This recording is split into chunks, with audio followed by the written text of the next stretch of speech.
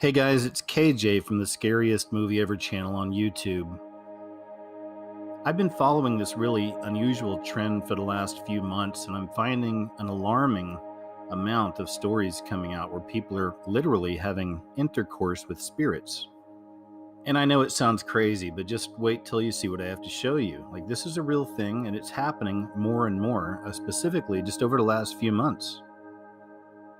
But we have to keep in mind that this too is nothing new.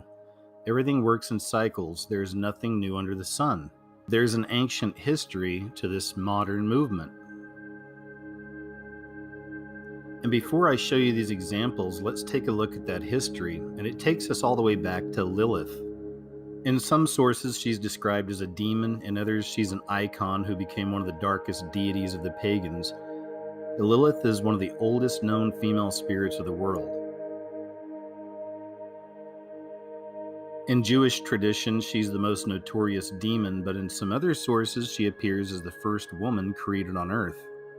According to legend, God formed Lilith as the first woman. He did it in the same way as he created Adam. The only difference was that in place of pure dust, he also used filth and residue. Traditionally, Lilith means the night, and she is related to attributes connected with the spiritual aspects of sensuality and freedom, but also terror. In the Babylonian Talmud, Lilith was described as a dark spirit with an uncontrollable and dangerous sexuality.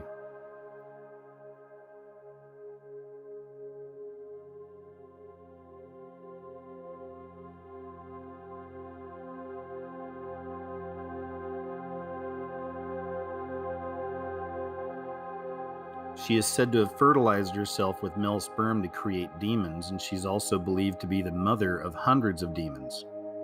She represents chaos, sexuality, and she has been said to have cast spells on people. Her legend is also related to the first stories about vampires. And it's really interesting. You can go through different periods of history, and once again we find this intermingling of demons with humans. You can even look to the story of Merlin the magician. Historian James Charles Wall explains that the church used the story of Lucifer and the rebel angels' fall from heaven to teach people the importance of recognizing Jesus as Christ by equating those who did not actively believe with outright deniers. The medievals then employed demons to impart moral and religious lessons, and Merlin is an example of this.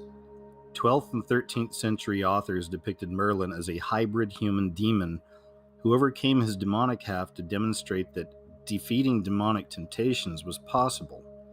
In 12th and 13th century romances, Merlin imparted a moral lesson by epitomizing how humans could defeat challenges presented by demons.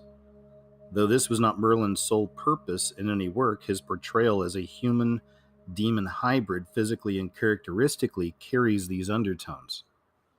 So we've seen a little bit of the history of this. We know it exists. As I said, everything works in cycles. This is nothing new.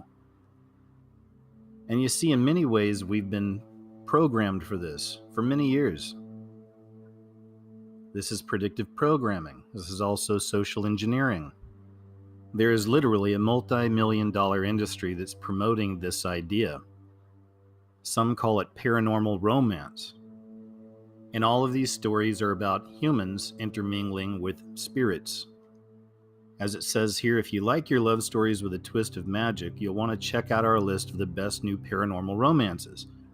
Featuring vampires, demons, dragons, and more, these delicious tales of otherworldly romance will delight you. So as you can see here, there is no shortage of these kinds of novels. And in fact, I see this as a form of mind control. And this goes far beyond the books. I mean, just think of all the movies and TV shows you've seen out there that have human beings intermingling with supernatural entities. As I said, there's many examples. I'll just show a few, but Twilight, the film and originally book series, is a prime example of, again, intermingling humans with supernatural creatures. Another example is the TV series True Blood. Once again promoting this idea of supernatural beings intermingling with human beings, having relations. with human beings. In his book, Hair of the Alien, Peter Corey claims to have had 2 alien abduction experiences. The primary encounter involved 2 naked, Nordic-like aliens who telepathically sexually assaulted Peter. He went public with physical evidence of the encounter, claiming to have a blonde hair strand from one of the aliens. What followed was the world's first DNA analysis of a biological sample from an alleged alien abduction experience. In what is probably China's best-known alien abduction report, farmer Meng Zhagao claims that in 2010 he was visited by a 9-foot-tall humanoid alien with 12 fingers and braided leg hair. He claims he went up into the hills to investigate what looked like a fallen aircraft when he was approached by the alien being. Meng and the alien had sex for 40 minutes while levitating in the air.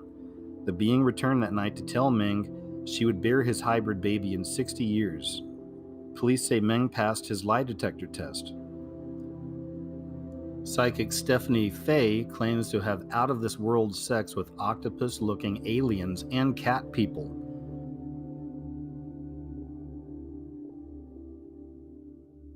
Interestingly, or perhaps disturbingly is the right word, the cat imagery appears in another alien abduction story. Just this year, UK Labour councillor Simon Parkes claimed he had regular intercourse with an alien he referred to as the Cat Queen.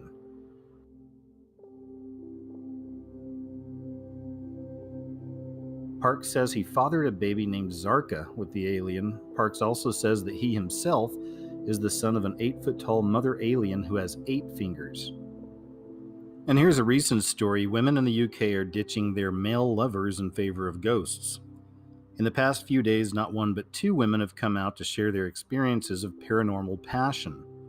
A woman claims she had, quote, amazing sex with the ghost of a 19th century man, while another says she left her fiancé for a string of ectoplasmic encounters. Amethyst Realm, a 27-year-old spiritual guidance counselor from Bristol, said she will never go back to men because spirits leave her more satisfied.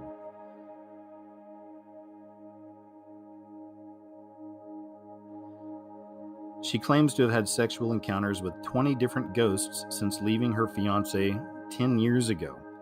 She now hopes to find a ghostly lover to settle down with. During a bizarre appearance on ITV's This Morning, Amethyst described what it was like to have sex with a ghost and how she would entice paranormal beings into her home by wearing lingerie. She says it started off as an energy. I guess I got used to it. It became more physical and I started to feel pressure on my thighs, on my arms, as well as breath on the back of my neck, but I always felt safe. Amethyst's fiancé, who worked away from home for weeks at a time, discovered she was cheating when the ghost apparently showed its physical form to him, something which she herself had never seen.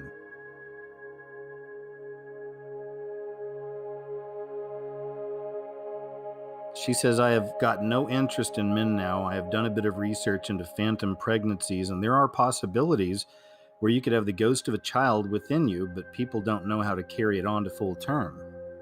Meanwhile, a woman in a remote Welsh cottage claims she had, quote, amazing sex with a ghost.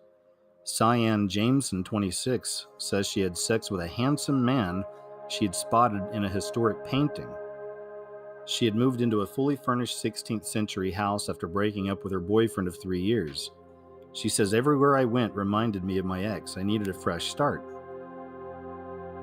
Then she began having these erotic dreams. She says, a few months after I'd moved in, I woke early one morning to find a dark-haired, very good-looking young man lying next to me. He was fully clothed in a loose white shirt, a neck scarf, and old-fashioned breeches. He had kind of a shimmer to him, as if he was behind a fluttering voile curtain. I told myself I was dreaming and rolled away. But as I faced the wall, I slowly realized I wasn't asleep, and suddenly I was frozen with fear. I felt a hand on my waist, but the touch was strange, light and cool. She said she knew instinctively that he was a ghost and that she recognized him as a man in the painting. She said we started to make love. He was very gentle and stroked my body tenderly. During the lovemaking, I sensed all kinds of things about him, his name, where he lived. We didn't speak, but it was as if he was communicating with me telepathically. His body was so soft and light. So there's actually a term for this. It's called spectrophilia.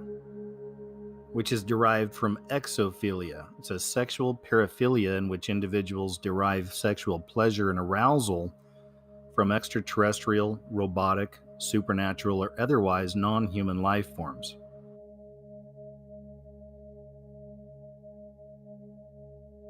It's an interesting paragraph there on the bottom. It says one website featuring a short synopsis on spectrophilia claims that those afflicted with the condition will leave their windows open, so hopefully a ghost just might be floating on by, and suddenly get in the mood to ravage them. For those seeking sexual union with a ghost, however, the only solution is to seek out haunted mansions and hope for the best, or to try to coerce the ghost into experiencing the pleasures of the flesh again. No matter how you break that down, man, people are playing a very dangerous game here. And as I'd mentioned, you can find tons of stories on this subject. Once again, fed up with mortal men, women are having sex with ghosts. And here's yet another headline: crazy but true, having sex with a ghost is a real thing. To me, it's incredibly freaky how much the mainstream pushes this idea, literally opening yourself up to, quote, spirits. But we know if we go back in time and look at the ancient beginnings of this, we're dealing with succubus and incubus. So of course celebrities, quote-unquote celebrities, are going to be involved in this kind of stuff. This is all about idol worship. These are the new idols. To many people, these celebrities are gods. And this beast system understands this. So of course we'll see celebrities promoting sex with ghosts or with spiritual beings, supernatural beings. Lucy Liu is one of the celebrities that's had one of these encounters. She told Us Weekly that she had a sexual encounter with a ghost while trying to nap on her futon. She said some sort of spirit came down from God knows where and made love to me. It was sheer bliss. I felt everything. I climaxed, and then he floated away. It was almost like what might have happened to Mary. That's how it felt. Something came down and touched me, and now it watches over me. Wow, that's creepy. So she's comparing herself to Mother Mary. Former Playboy playmate and actress Anna Nicole Smith once told magazine FHM that she had repeatedly hooked up with a ghost. She said a ghost would crawl up my leg and have sex with me in an apartment a long time ago in Texas. I used to think it was my boyfriend, and one day I woke up and it wasn't. It was like a spirit, and whoa. I was freaked out about it, but then I was like, well, you know what? He's never hurt me, and he just gave me some amazing sex, so I guess I have no problem with it. Actress Paz de la Huerta takes it to a whole new level when she told the New York Times that she got it on with the ghost of Elvis on a visit to Graceland. She said, I went to his recording studio because sometimes the sensitive people feel him in this room, and I stood in this corner and I felt him. What can I say? I felt him touch me. So no surprise here, one of the biggest Illuminati tools that the industry has, or had. So it seems like she's not around quite as much anymore, but that's Kesha. During an appearance on Ryan Seacrest's radio show, she was talking about her song Supernatural, and she said it was inspired by actually having sex with a ghost. And then later on an appearance on the Conan O'Brien show, she continued her story saying that her and the ghost went to the bone zone. 1 year later on Jimmy Kimmel Live, she said that her vagina was haunted now. In 2012, rapper Ice-T's wife and former model Coco Austin claimed on the talk show Naughty But Nice that a perverted ghost had groped her. She said she was watching TV and was wearing a nightie, and she felt her dress moving up her leg. She looked down and got freaked out. She said, I pushed it down, I watched TV, and I felt it again, and I could see it being pulled up. And then I felt a guy breathing in my ear. Actress Natasha Blasek was in the film Paranormal Activity 2. And she claimed that after filming, she had 2 separate sexual encounters with a ghost. She said, at first I was very confused, then I decided to relax, and it was actually really pleasurable. I really enjoyed it, she noted. So these are all very real examples of people opening themselves up to these spiritual entities, these supernatural entities, to actually have intercourse with them. And again, this can be traced back to Lilith, And not just Lilith, this can actually be traced back to the fallen angels as well, trying to intermingle or breed with humanity.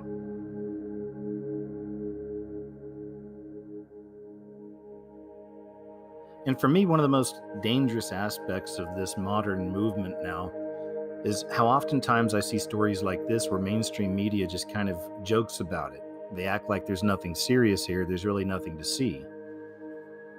And speaking of which, this right here is one of the most ridiculous and I think dangerous stories I've seen on this subject, and it comes from BuzzFeed. No surprise there. We tried to have sex with ghosts, and here's what happened. But if you take a look at this, it's really insane. I mean, they go through their story here, but what they do is they actually explain to the viewers how to seduce a ghost. They give guidelines, they give steps, and they even try to explain how to summon a ghost to your room. Here's the setup. They went through all these steps, and then there's the summoning. But as you can see, they don't really seem to be taking this very seriously. Meanwhile, this is an extremely serious situation. So as we see, there's nothing new under the sun. Unfortunately, most people don't understand that concept. They won't look back in time, look back in history. They won't look for the source. And we know that all of this has a root in demonic activity. I believe there are wicked spirits all around, trying to find a way into our lives, a way into our minds. And when you consciously sit there and open yourself up to such things, they will rush in. This is a very dangerous practice. And even though the world seems to make fun of it, this is definitely nothing to laugh at. So anyway, I will leave you with that, guys. Thanks once again for checking out the video. I hope you're all doing well out there. Take care of yourselves, and I'll talk to you a little later.